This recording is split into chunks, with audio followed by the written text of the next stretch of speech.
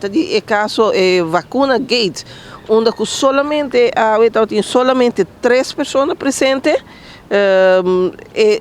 segundo para compreender, tem mais gente, tem mais acusado, mas com a bem dilante separadamente. Nós estamos dilante Jonathan Rederstap, Gerald Olivier e Michael Maduro. Todos 3 estão livres. Não há caso profundamente de maneira não sabia, passou corte, toda que for de advogado, se não tem desejo, se não quer pedir testigo, se não quer pedir mais investigação, promete que o caso vai tratar.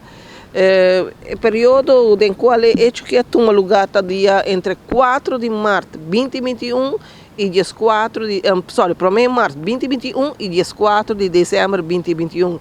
Nesse período aqui, a acusação também diz que não forma parte de uma organização criminal que está produzindo certificado não falso de vacunação.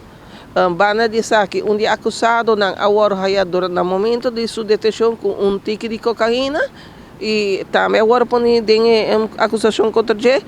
A discussão ainda está mais breve, onde o advogado está questionando que apenas 2 dias passar ele haya tudo papel, o qual está assim que não pode ver juiz quanto que se quer para escutar mais testigos, se quer para fazer mais investigação, etc. A corte está dando suficiente tempo para pensar em isso ainda, a pôr a fecha de 30 de março para tratamento profundo e dia 9 de março tem outro registro onde o advogado não pode informar a corte se não tem algum desejo mais para que caso aqui guarda tratado. Não sei se onde o advogado me cesara a reclamar que não tem conteúdo completo para sobre deixei que ela haja apenas nos visa assim alto, mientras que 5 jueces tem sentado que de altura de 10 meses tem na sua escola, que está uma diferença mais grande, para qual ela pede fiscal que haja etapa gesprek na qual seu cliente está envolvido,